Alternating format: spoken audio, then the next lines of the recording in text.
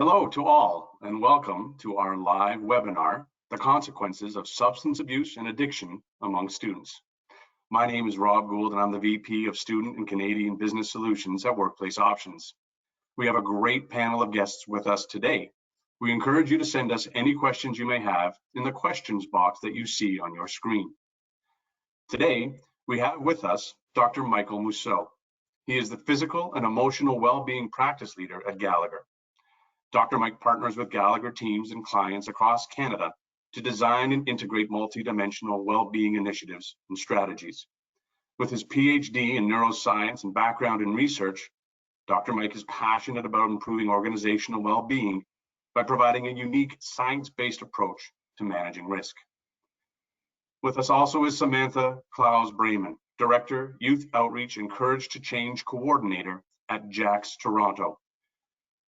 Samantha graduated with her Master's of Social Work from the Wurtzweiler School of Social Work. She has completed a certificate in cognitive behavioral therapy and is also a certified personality disorders treatment provider. She enjoys spreading awareness about and support for JACS and addiction and mental health in the Toronto community through workshops in various educational institutions and youth organizations. We also have Marie McInnes. Marie McInnes is the Director of Student Wellbeing, Accessibility and Support at Holland College on PEI. Marie spent the early years of his educational training and work experience in Vancouver. Upon returning to PEI in 2004 and working as a high school counselor, he was also the director at a summer program for at-risk youth in the Charlottetown area for 10 years. He has spent over 20 years in the public school system as a teacher, school counselor, and district-level behavioral and mental health consultant before moving to the post-secondary setting at Holland College. Last but not least, we have Senura Mongireau-Scott. Senura is a clinical team lead at Workplace Options. She has over 7 years of experience in the mental health field, specializing in mental health and addiction. Senura became interested in mental health while growing up in a large metropolitan city, where she witnessed the difficulties faced by people marginalized by certain systems. A hearty welcome to you all, and thank you for lending your expertise and time today. Without wasting any time, we'll dive right into the first question. Substance use is common among post-secondary age students and can result in a range of issues from academic to physical problems, which we'll discuss later in this session. The American Addiction Centers reports that nearly half of college students who participated in a study on substance use met the criteria for at least one substance use disorder, or SUD, and had the highest rates of marijuana and some illicit drug use like cocaine and hallucinogens. To kickstart this discussion, Mike, I turn it over to you. What are the primary causes contributing to substance abuse rates among students? Yeah, great. Thanks everybody for having me too. Thanks, Rob, for doing this. I really think a lot of this is to do about stress, right? And stressors. Our lives are fast. We're in the moment. There's full of fleeting stressors everywhere and anxious moments all the time. Our brain is really trying to conceptualize a lot of these ideas, but it becomes difficult, right, over time. And think of the world we live in today. We're always on. We have to perpetuating that need to respond. We're never unplugged. Our brains inherently over time don't like this, right? So speaking of being unplugged, we can also talk a little bit about that self-image, social media, right? All these different stressors are hitting these students at different times. And I think there's just a constant kind of pressure for perfection, and if we can't achieve it, then we have to look for something else to make us ultimately feel better, right? And I think what we're looking for, or what people and students are looking for, is substances, right? And I see substance use in kind of three major buckets: taking a substance to feel good, right? Experience feelings of intoxication, pleasure, getting a high, then using a substance to feel better about something, right? Sometimes if there's stress in life, reduction of pain, or kind of feeling numb. And something else that we don't talk about too often is taking a substance to do better, right? Some people use substance to improve their performance, alertness, levels of cognition. I think this is really important in the student section of this conversation today, right? Adderall and all these pieces, the performance is one of the biggest driving factors in academia, right? But the funny part is when we leave academia, like I did, I don't think anybody's ever asked me what my GPA and my PhD was, right? So I think we need to think about that and calming some stressors over time. Great, thank you for that. Samantha, over to you. What are the primary causes that you see contributing to substance abuse rates among students? Yeah, so thank you so much for having me and for doing this.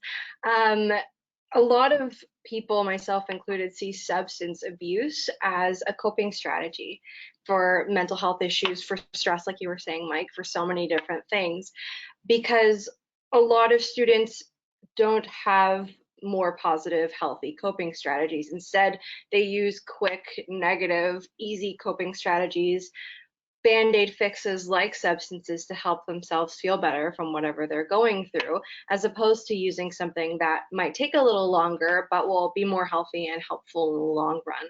So I think this is a really big reason why people are using it. It's so accessible and people are using it for so many reasons, like for stress and for fun and for performance. And they realize, ooh, this makes me feel good. This makes me feel better. I'm going to continue doing this for my mental health. So it's really, I think, an issue of people not having those positive, healthy coping strategies and using the quick, easy ones instead.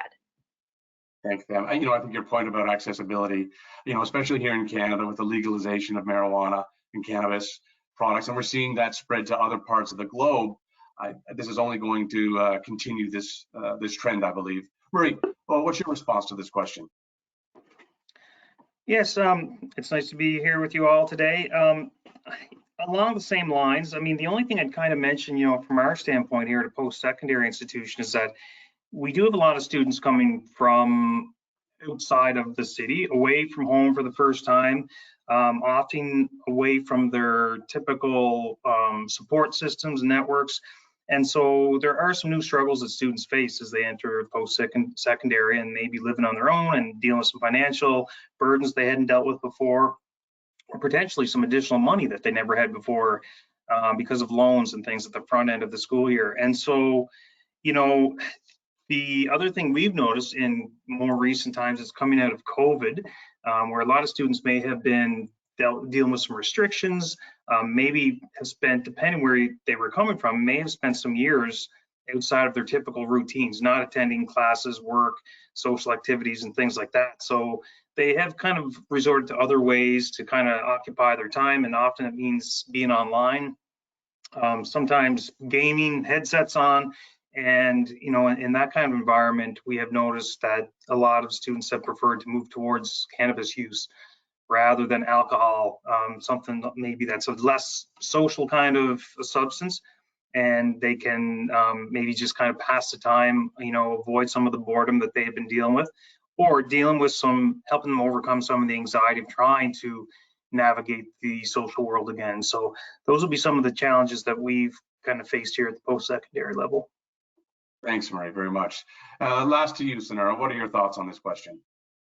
Yeah, thanks so much for having me as well. And just to build off of what some of my colleagues have mentioned, I do want to stress the component of achievement stress that students face due to probably financial stress and the financial investment and time investment.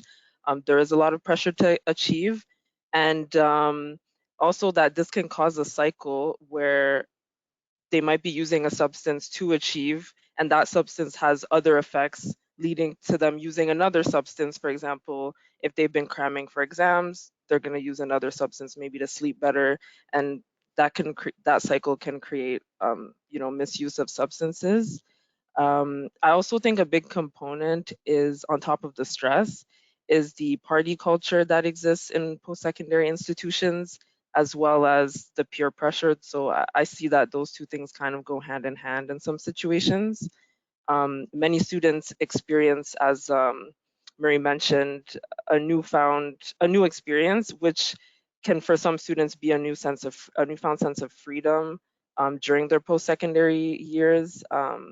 They might experience a party culture that they have not previously experienced, and because they're looking to integrate, the peer pressure of participating in that could lead to substance use and sometimes misuse. And unfortunately, I think a lot of students might not have the awareness or knowledge of when substance use becomes misuse because of the normalization of binge drinking, especially in university, as well as cannabis now post legalization. So, yeah. Great. No, thank you all. We're going to switch gears now. I'm going to turn it over to the audience for just a moment. We're going to have a poll question. The question is, what do you think is the most misused substance among the student demographic? We'll give you about 15 or 20 seconds. Please cast your vote, and we will see the results shortly on the screen. So what do you think is the most misused substance among the student demographic? Is it number 1, alcohol, number 2, marijuana, number 3, prescription drugs, number 4, other drug?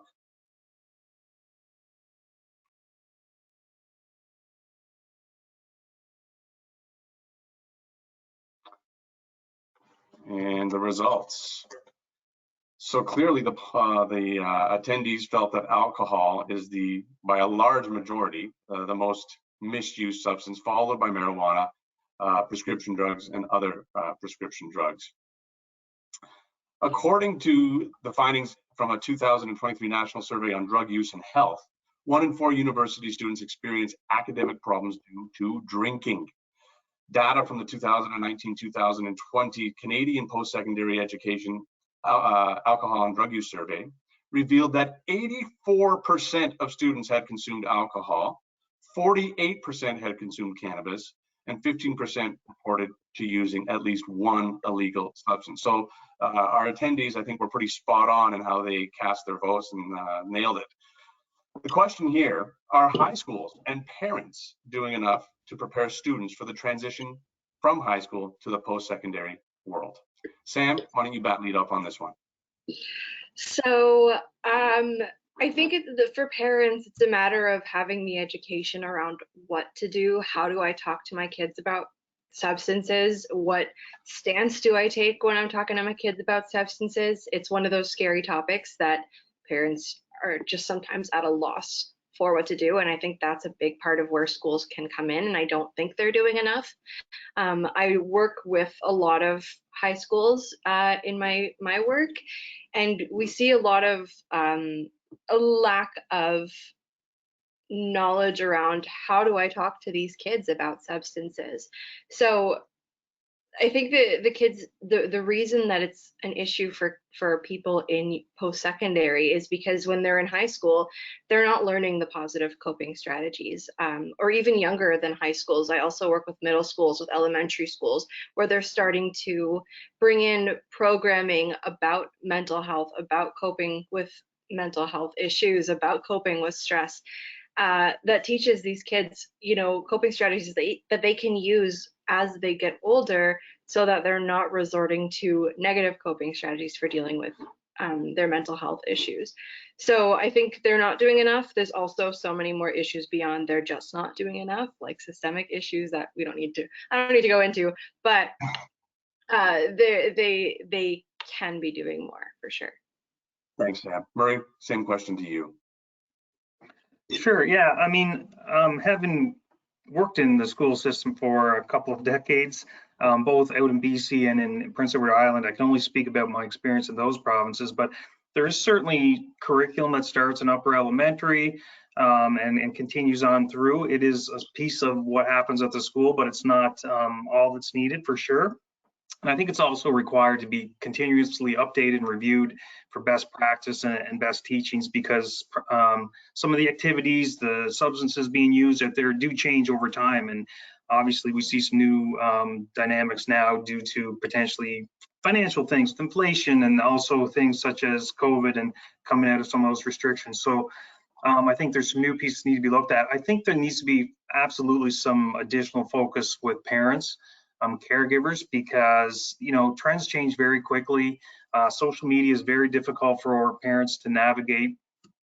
Students, young people have ways of discreetly kind of messaging with one another and getting into certain unhealthy activities without parents being aware, and they try to monitor some parents the best they can on that, but it still requires additional updated information, and that's got to be ongoing. And there's strategies that need to be probably explored further around parents and caregivers talking to young people about substance use too, the dangers and the risks, but also not scare them off with too much lecturing. So it's a fine balance, but I do think that there needs to be additional focus on the caretaker approach too.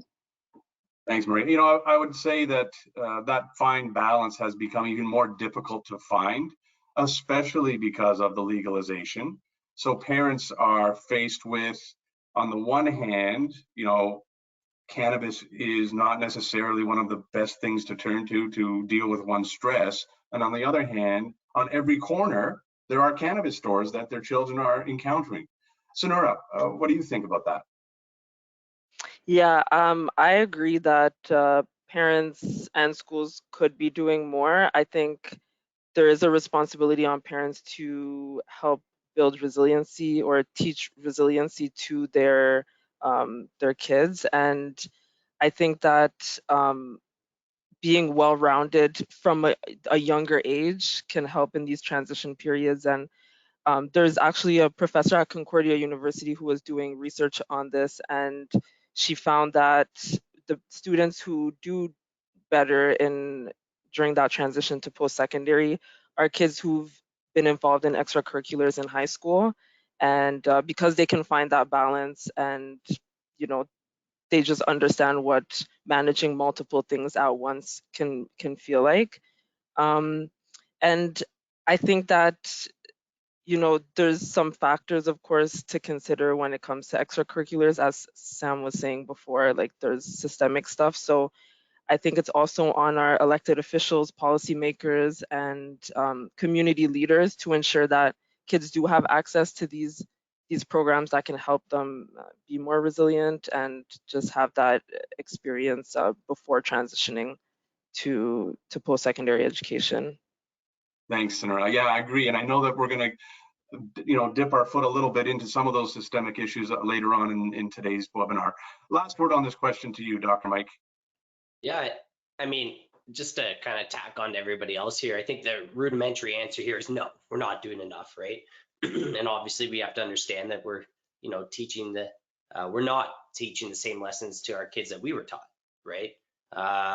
You know, I'm a parent, my kids are a little bit younger, so we're not dealing with these issues just yet, but, you know, we're more dealing with kids' tantrums and how to parent all those kind of things. But I think, you know, my wife and I sit on the couch all the time and kind of ask ourselves, like, what should we do here? What about this situation, right? So it's that constant understanding. And I kind of have a story on this one too, as parents and as we're kind of thinking about this and how we have to kind of teach these lessons a little differently. I was facilitating a session to some leaders on mental health and training them on these pieces of how to have these conversations with their subordinates in the workplace. And I was kind of going around the room, and I had this one person resisting, you know, kind of just, adding to not adding to the conversation in a progressive way, I guess. So I tried going around the room, and he kind of finally turned and put his hand up and said, you know, this generation's soft, right? Sometimes I wish that I could put my kid into 1985, back in 1985, and see if he could survive, right? And like, okay, there's a lot to unpack in that, you know, sentence as a whole. But I really kind of stepped back and said, you know, told him, I was like, but it's not 1985, right? The internet really wasn't a thing at that point. It was, I believe, just invented at that point. You weren't always looking at yourself in on social media, positive images, expecting to answer emails, text messages, all this kind of stuff. The lessons are so different today that we need to be teaching to these kids, right? And that are growing up. And I think we have to use and adapt our psychology over time to kind of take an account for that, right? And differently towards your children too. I know my children are basically polar opposites in personalities, right? So it's like a good hockey coach. You know, growing up, I played hockey. The way I was coached was different than another player on the team, because that coach's job is to figure out what the best way to kind of push your buttons and get through to you is. And I think that's how we need to think about it as parents and as educators in school systems. It's like, what is the best way to get through to these people, right? So. Thanks, Dr. Mike. You know, I'm smiling to myself because I'm a parent to a wide range of age in my children. So my oldest is 28, my youngest is 7. What I did for the 28-year-old is not going to fly for the 7-year-old when that time comes. And that's my responsibility. I need to be cognizant of that and change my parenting style to adapt to that different child, 100%. So thanks for that. So we all know that this substance use, substance misuse, and substance abuse is happening. I mean, we're not naive to this. What are the actual risks of this substance abuse for students? And what are the risks for the institutions? Murray, why don't you lead off on this one? Sure. From an institution standpoint, I'll tackle that one first, but I mean, it's quite simple. If students are struggling in any way, it puts at jeopardy potentially their ability to complete a program, to stay in the courses, to attend classes, and therefore they could be dropping out of school. And from a financial standpoint, that's a concern for a post-secondary institution because seats can't be filled once programs get going usually. So that's kind of it from that standpoint. And also, the need to maybe expand services. So there may be a need to kind of, from a student services standpoint, you may need to have more counselors. You may need a better training and more resources available. So those are some of the challenges there. I think for students or individuals using substances, it really can lead to some physical health problems. It could lead to some sleep disturbance. I think, we do tend to see some academic challenges and some attendance problems related to that. And also their work, if they're working part-time or outside of school or doing job placements, it puts that at risk too. On a more severe end, like from our counselor standpoint, we'd be dealing with some of the mental health fallout of substance abuse. And so, particularly with anxiety and depression, but certainly some more severe cases of mental illness, some early onset of some other things too can happen due to overuse. So, and then finally, it's like relationship stress kind of comes from all of that too, if an individual is struggling with substances. So that tends to really hamper their entire life then, right? Could be with friends, intimate relationships, family members, and at school and work. So life can start to unravel if things get too far out of hand and the supports don't fall into place. Thanks, Murray. Sunira, over to you. Yeah, I'll just touch on some of the impacts or risks for students. Definitely agree that aggravation of mental health concerns is a big one, especially at that age. And also for people who are already experiencing mental health, it can take them longer to kind of recover or, maintain their mental health or their baseline when they are on using substances. And also the stigma can worsen the isolation that some of the students might already be facing. There may not be so much stigma for substances like alcohol or cannabis at this point, but for some of the more, quote unquote, harder substances that we're seeing maybe less use of, there can be a lot of stigma around those, especially with opioids. And this unfortunately can cause students to further isolate themselves, hide their use, and that can create a spiral of, not receiving or seeking the help that's needed for, the mental health issues that might be there or for the substance use. And of course, there's financial concerns if students are failing. Like, we know that university is very expensive, so not every student can afford to take another class that they failed, or in some places there's also some legal repercussions which can impact a student's life in the long term, or if not permanently. So those are all things to consider with substance use in students. Well, it's a bit of what I'm hearing. It's a bit of a bitter irony. The student may be experiencing a mental health issue, and then instead of adopting a more healthy way to cope, they turn to substances, and that only exacerbates the condition which they had presented with initially, and it becomes a downward spiral. Dr. Mike, what are your thoughts? Yeah, I think it's, to that point, Robert, I think it's first good to understand that this does live on a spectrum, substance use, right? And it's important to acknowledge that at one end, there's that controlled kind of occasional use that really doesn't affect our overall well-being, right? We've all probably been there at some point in our lives. Further down the spectrum though, right, substance use to cope with stress but maintain functionality is, now you're moving towards kind of maybe that kind of danger zone, right? But as reliance increases, individuals might find themselves at kind of that juncture where substance use begins to jeopardize performance, right? Relationships, mental and physical health, like we've talked a lot about on this, right? And then you have that full blown on all the way to the right, that full blown kind of substance use disorder, right? And I think that's understanding that this progression can help kind of people intervene at their certain points. Where am I on this? How am I? It's same as the mental health continuum, right? But the substance use continuum could be looked at in a similar way. I think also we need to understand that substance use disorder is a very complex brain disorder, right? And this is an illness. This is diagnosable concern. It's a mental illness, and it can be classified in different areas, but it is a diagnosable concern. But I really think it's important to talk about kind of the long-term effects to, maybe students, especially younger students in this case, when it comes to their brains developing, right? We're talking about people in their late teens, early 20s, right? This is an incredibly vulnerable time for their brain and their brain's development. Though they think they may be done growing in life from a physical context, your brain is not done growing, right? There's varying reports, mid-20s. I've seen stuff all the way to your mid-30s that things are still continually, neurogenesis still happening. So the substance use that's happening or misuse, I guess, in a case can be really exacerbating a lot of these things. And specifically, there's an area of brain, right? This big area right up front is called your prefrontal cortex. This is growing, developing very rapidly all the way into your 20s. But this area is really used to, regulate decision making, express our personalities, social behavior, amongst other things as well, right? Drug use in this very key window, excessive drug use, right, can lead to a lot of chronic problems like attention span, right? We talked about attention span a little bit for performance issues in Adderall.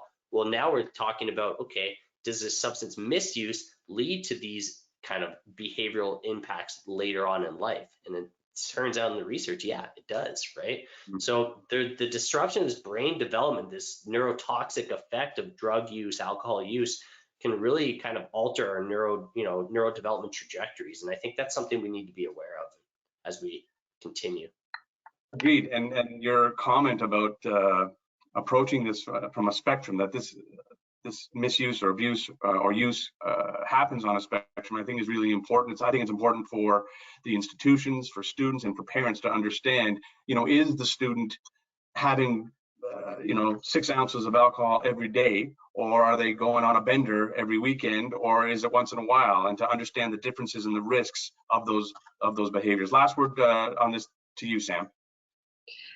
This pretty well builds on what everyone was saying, but the risk for students is that they risk relying on substances to fix their problems, and then they become dependent on the substances to deal with their problems, and it just worsens along the continuum. And they also risk having no idea how to deal with their problems in healthy, effective ways because they've been using their negative coping strategies of substances, like I keep saying. And they also they have a hard time being open to actually learning those healthy coping strategies or healthy ways to deal with their problems because they never learn them. And we see a lot of people who decide, I'm not going to use anymore, or they want to reduce their use. They want to learn those healthier coping strategies, but it's so much harder by the time they decide to do that. It's so much more challenging because by that point, their brain is either further along in development or their brain is finished developing, and it becomes more difficult to learn these positive coping strategies. So of course, it's amazing that they want to learn them. It just becomes harder and harder.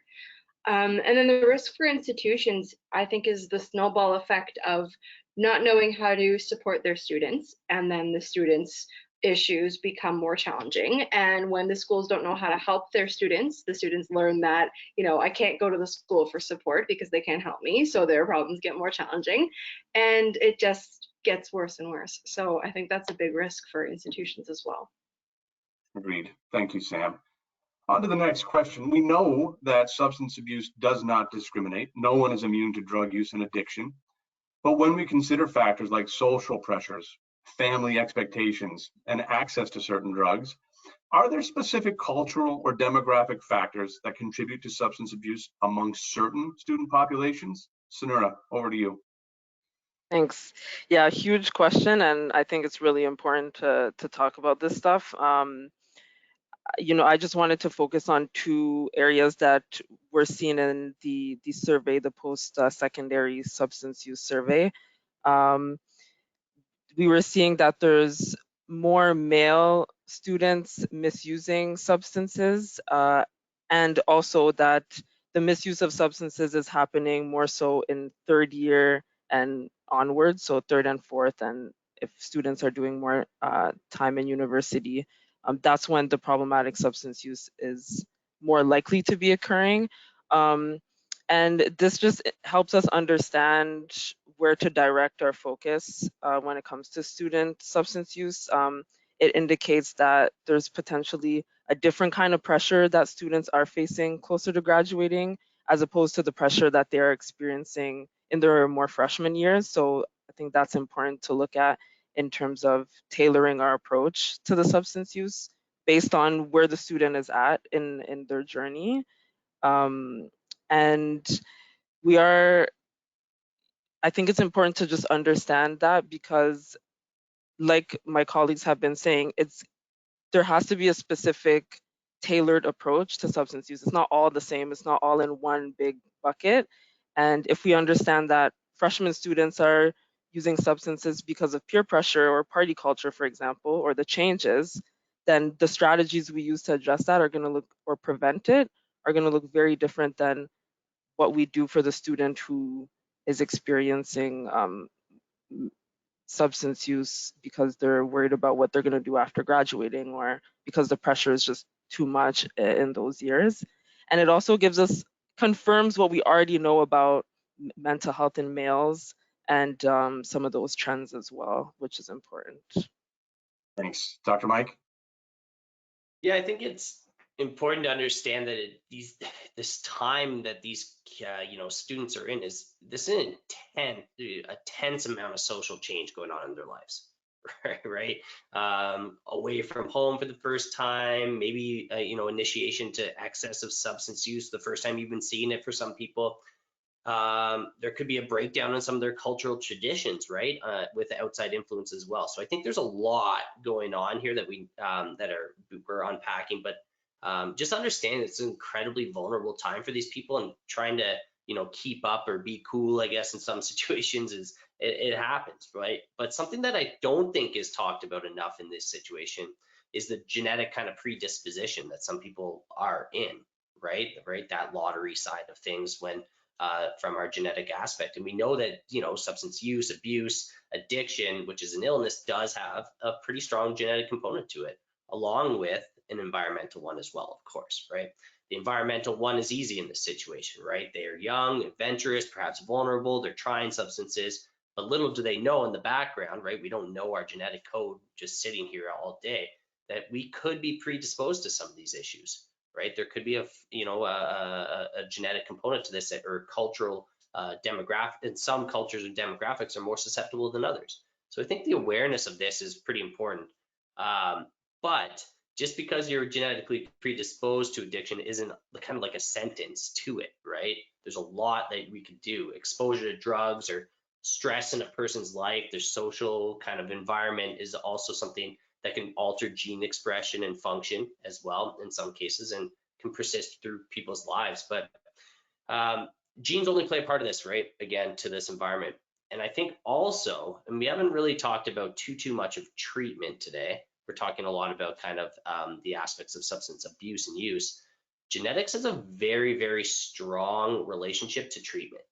And I think that's something we need to keep top of our minds as well, that we need to, start thinking about targeted therapies when it comes to people going through these situations. It's a field of study called pharmacogenetics, and I'm sure many of us have heard about it, where we use that power of our genome to improve the treatments or tailor treatments using our genetics, right? So back to that point, yes, we might be genetically predisposed to addiction, but our treatment might be different because of our genetic makeup as well. So just a couple things to Thanks, think Dr. Mike, for sharing that. Yeah, I think that's a really important piece.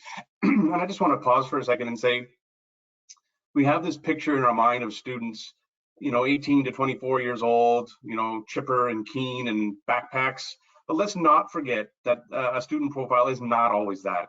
There are graduate students, there are mature students, there are adult students who may be in the minority in terms of the number, but are still students and still face the same stressors in a different way, or different stressors because of their position in life. These are people who perhaps are married with partners. They may have dependents. They may have a job. They may have a mortgage. Just to keep that in our mind. And we also haven't really talked about international students who are coming to our country to study.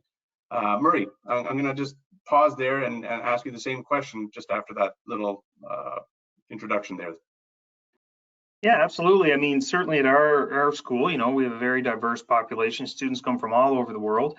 So certainly we would have some students come into Western culture that aren't that familiar with the counseling process, seeking out help. Sometimes it's been said that it can bring shame to their family and their community and things like that. And so for us to try to access students that require support that may be in that situation, it can be an additional barrier. So there is that. I mean, for us, it's really more looking at, protective factors that individuals may have versus their vulnerabilities, and that may be putting them more at risk. So we focus more on that. Students that are more isolated, potentially students that are dealing with some anxiety. One thing we do see with the increase, and was mentioned earlier by Sunura, I think, but the legalization of marijuana, for example, has made it a little more acceptable and seem a little less dangerous.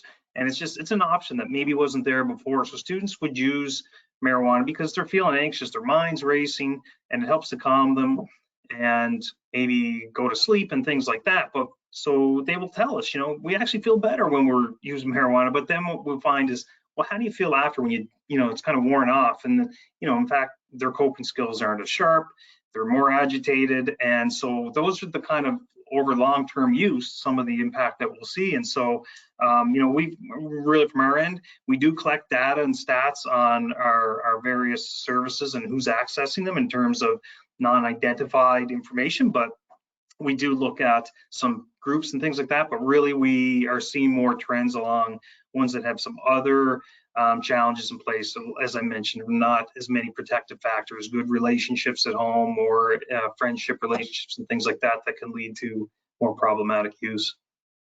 Awesome, thank you for that.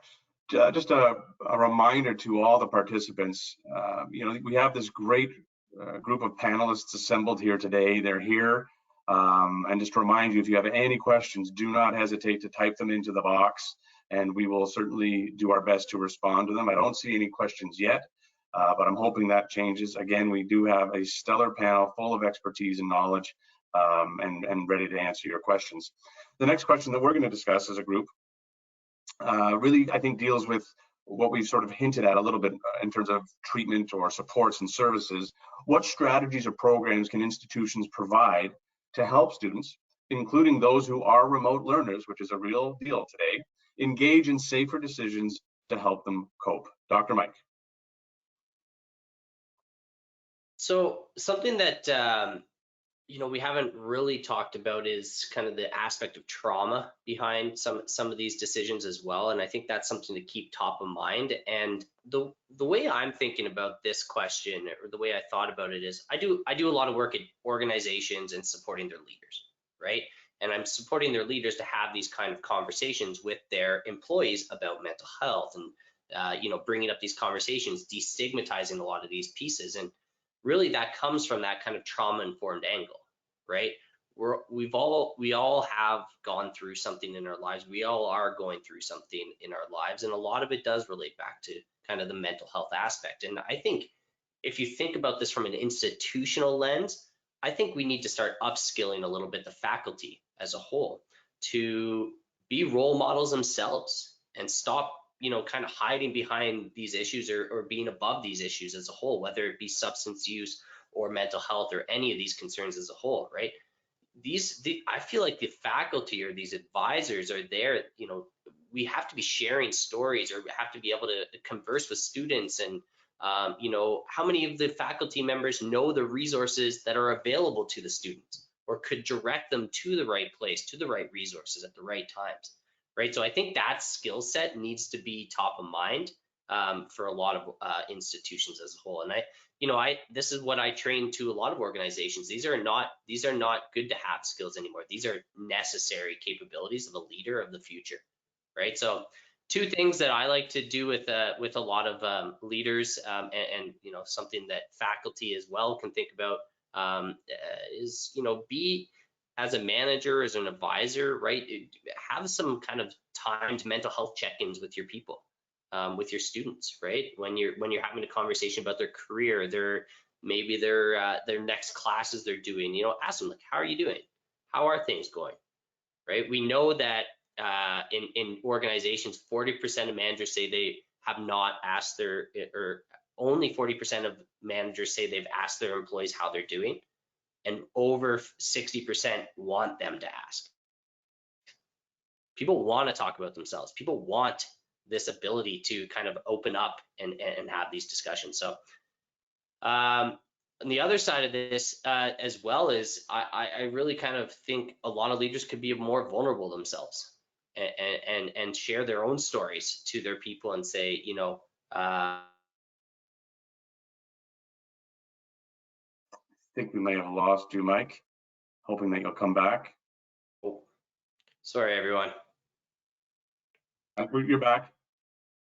Okay. I'm not sure where I cut off there. So just be more vulnerable yourself, showing compassion, empathy, and leading by example. I think those are big things that I was trying to say.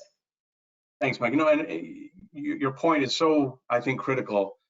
I think we know that faculty are oftentimes the first people that students may approach when they are experiencing challenges in their life. And for that faculty member to have the knowledge about the resources that are available, and also the story or the idea of leadership being vulnerable.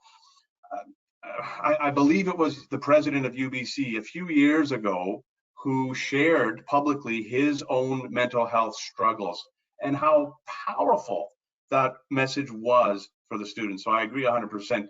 More of that would be very beneficial. Sam, same question to you. I think what would be really helpful is for institutions and people working with students to take a harm reduction approach. I know that we've learned over a long time that the idea of don't do drugs, they're bad and you'll die or whatever is not effective.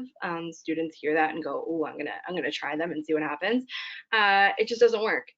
So taking the approach that, you know, if people are using, here's how to do it safely, we should be doing it only for fun or only for positive reasons, not to be used as a coping strategy.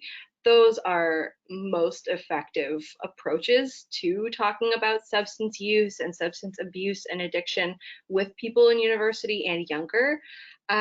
And I think something is really important is teaching those positive coping strategies and ensuring that from a young age they're taught these coping strategies so that they can use them as they get older. And one more thing is, it's obviously not as easy as I'm making it sound, but to make support more accessible is really important. There are so many boundaries and so many obstacles to receiving support, and making support more, you know, barrier free would be amazing. Just a quick gentle plug for our program. We have a program at JAX called Courage to Change, which is for university or college students. And it's for it enables students to receive support for mental health, for substance abuse, for addiction, for substance use, for stress, for really anything.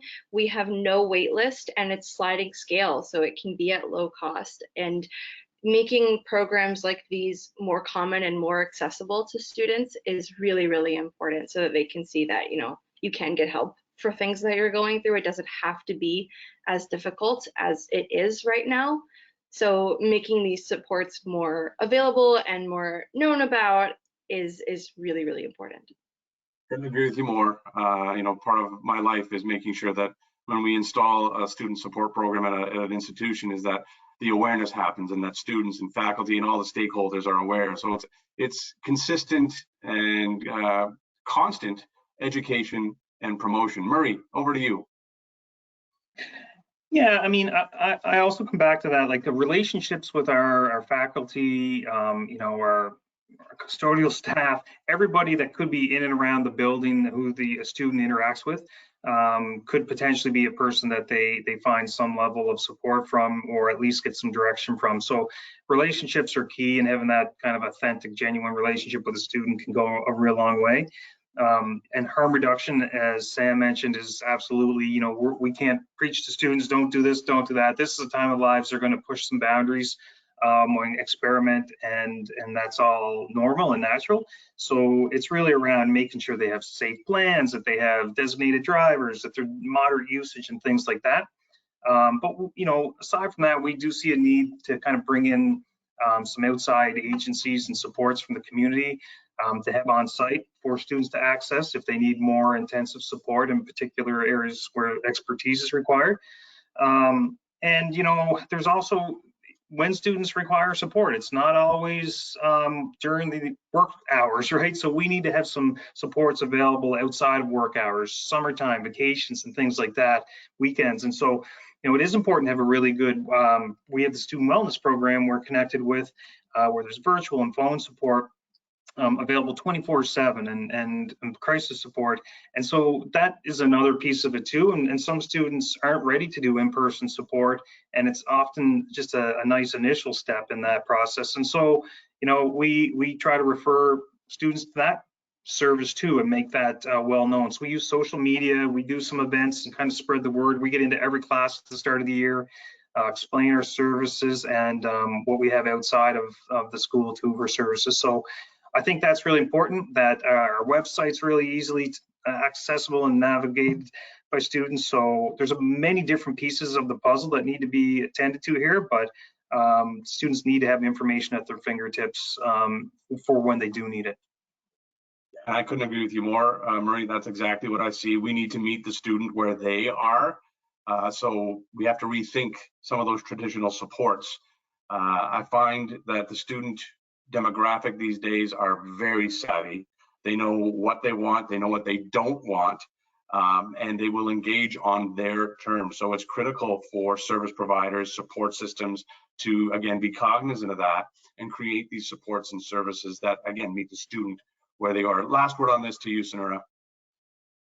Yeah, I think a big component is using, you know, the resources that we already have. And for instance, that could look like using the students as peer support, or ambassadors for mental health, because we know that, you know, students are probably going to confide in each other more than they confide in an older adult, and they might also know each other better and know to recognize certain signs in a student a little bit more closely, because they might have these more intimate relationships and connections, especially if they're living together or are on residence. Um, I think that it's important to educate and inform students about the misuse of substances and the risks and just mental health as a whole, and how to recognize these signs. So the psychoeducation piece, I think, is huge here. And I think that another really important thing is to have culturally sensitive mental health support. So I think the other panelists kind of alluded to this too, and just having barrier-free supports. I think a big component of this is catering some of these supports to different demographics. You know, not all students respond to the Western way of seeking help or of receiving help, and I think we really need to understand the needs of the different communities we're helping. Obviously, it's a huge endeavor, but I think, you know, we need to take more steps towards that, both on campus as well as off campus. Thank you for that. And I would end that question by saying institutions, faculty, even students themselves, I think, need to realize, perhaps, that going to university or college is not necessarily about becoming a lawyer or earning a degree in English or psychology or whatever field of study. but it's becoming that well-rounded individual who can learn to build resilience, learn about self-care, learn about coping mechanisms in a healthy way. That's part of the responsibility of one's education. And that goes both ways between, or three ways, the institution, the faculty, the syllabus or syllabi, and the students themselves taking some ownership on that. Last question before we get to questions from the audience. How can technology and digital platforms be utilized to engage students and provide accessible information and resources related to substance abuse prevention and recovery? Sam?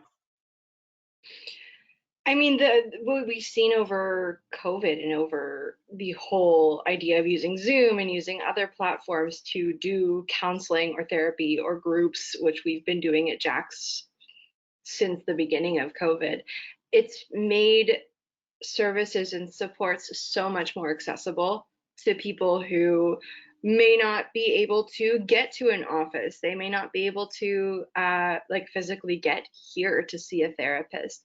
They might not have time. They might be working. They might have kids they have to deal with. They may not be able to physically go somewhere for an appointment. This makes it so much more accessible. They could be not out of province, but they could be far away from a therapist. And this makes it much more accessible for really everyone. I mean, to be fair, seeing clients in person for therapy was, it was something else.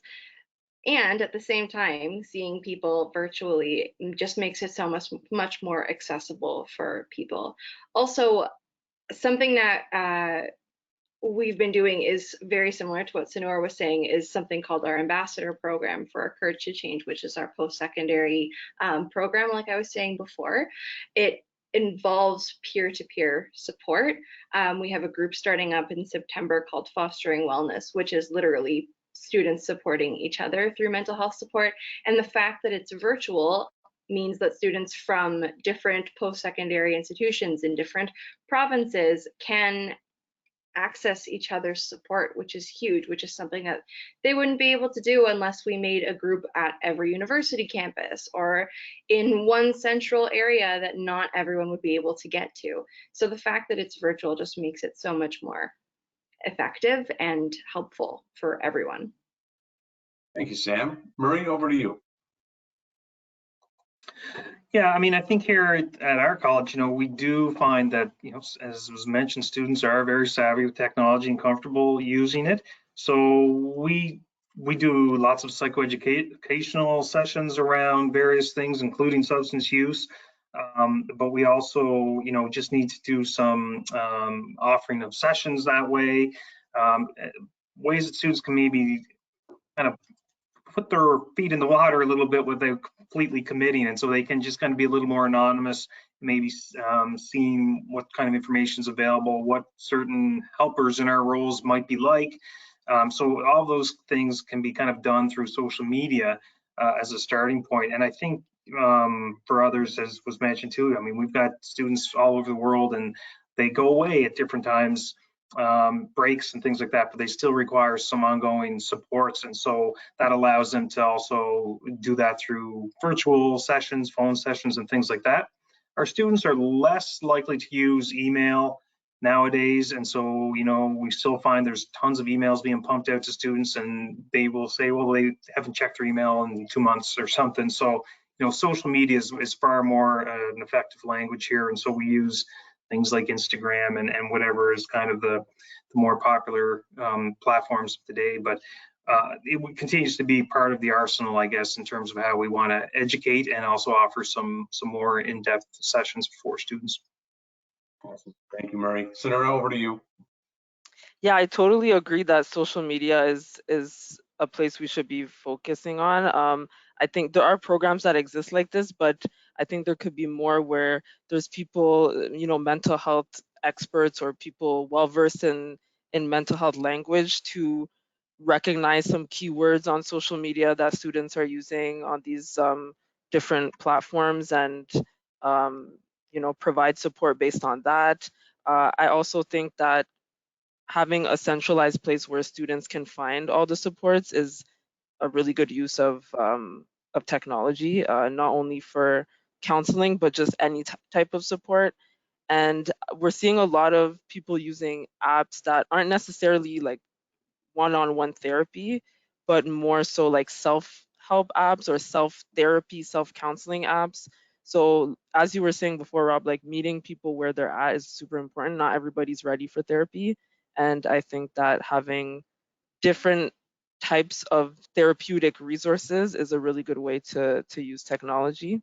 And yeah, just the accessibility piece that Samantha was talking about, I think is huge. I think that's the key right now. Thanks, and our last word on this one to you, Dr. Mike. Yeah, I think, I mean, everybody hit on the points I was going to hit on, but if you're this is all about behavioral change, right? So what you're trying to do is kind of get to the core concepts of changing a person's behavior potentially, right? To cope with something or do something a little bit differently. And basically the best way to do that in the literature and from a scientific perspective, if you want to change a behavior, we can't force that onto somebody. They got to have that moment inside themselves that says, that's my idea to change this behavior, right? So what you can do, and much like you were just saying, Sonara, is you need the different modalities, right, of how you're going to connect with them. Social media might work for some, self-help therapy might for others. One-on-one connection with a psychologist might be good. Maybe it's in person, maybe it's not, maybe it's virtual. All these modalities need to be available because there is no prescription. There's no one size fits all to this treatment, right? It has to be their idea as a person to kind of reach out and have these. So that's kind of where we can use technology a lot better, is ensuring that every modality is available for these people. And we just have to educate them to, access it if and when they need it, right? Outstanding. Thanks, Dr. Mike. We do have a question from the audience. I know we're almost at time, but I'm glad that we have some questions. I'm going to get to those right now. I'm going to ask the question, and panelists, if you feel comfortable, just dive right in with an answer. First question is, what are you seeing around the issue of black market cannabis being laced with more dangerous and addictive substances? I hear a lot of anecdotal stories regarding this issue, but I'm having trouble discerning if these stories are legit or being emphasized as another scare tactic. I mean, who wants to Sam, go for it. I'm happy to jump in on this one. We're seeing a lot in high schools, for example, and also in post-secondary. People are access to black market cannabis, even just cannabis that's, I guess, just not bought from a dispensary, especially online, is really, really accessible. I've heard stories from students that I've looked into and are definitely accurate, of people buying cannabis online from these websites that you log on to, or you just click onto the website and a pop-up comes up that says, I am 19, and you click a checkbox and then it takes you to the website and you can order as long as you have a credit card, easy peasy. So it's very easy to buy these things, and a lot of the time we're seeing substances, especially cannabis, that are bought online can and often are laced with things like fentanyl, just because they can, because they're getting it from who knows where, and we don't really know where the cannabis is being shipped from when it's bought online. And oftentimes it is laced with things like I said, like fentanyl. People are dying and are overdosing from fentanyl when they just want to be using cannabis because they bought it online. They don't know where they got it, and it's scary. It's very scary. It's not just a scare tactic, it's accurate, which is why we say, okay, harm reduction approach is really important, because if I say don't do drugs, they're still going to do drugs and they're not going to realize that it could be laced. So we say, okay, if people are using, here are the places you can buy it safely. Here are the places you can get it tested safely at harm reduction sites. Here are places you can use safely, so that if people are using, they're not dying from it. So it's definitely happens, and it's accurate, and it's very scary. Thank you. A sobering answer to a very real question. Clearly, this is a real and present danger for our youth. Did anyone else want to respond, or can I move to the next question? And this, I think, hits on what we talked about in terms of the spectrum. The question is, how can symptoms of substance abuse be differentiated from normal adolescent behavior? Great question, and I as a parent certainly ask myself that all the time. Panelists, who wants to grab the bull by the horns? I think it's just the awareness, like you got to kind of create your own continuum. Like, where do I fall? What are my kind of triggers? What is all this? How am I feeling? We do this a lot in the mental health arena, like, circle some of the, on the continuum itself, circle what, some of the words that kind of relate to you. Tired, bored, this, that, whatever it might be. I feel like there could be a way that we could do this in the substance use arena as well, right? If you start seeing yourself kind of shifting towards that, right? A lot of these kind of words, I do use every day. I do this, I do that, right? That's where that self-awareness has to come in and say, okay, maybe this is a little bit beyond just being an adult, right? And maybe there is components of addiction starting to creep into my life. So I think it's just being aware of yourself and your kind of routines, I guess, as a whole. Thanks, Dr. Beck. We are right at time, and I just want to thank all of you panelists, Sonura, Samantha, Murray, Michael, for sharing your expertise, your time. It is greatly appreciated. Also, a big thank you to all the attendees. It is our sincere hope that you were able to get something tangible to take away after today's webinar, and we look forward to doing additional webinars and podcasts in the future. So once again, thank you all. Stay healthy and enjoy the rest of the summer. Thank you. Bye. Thanks so much for having us.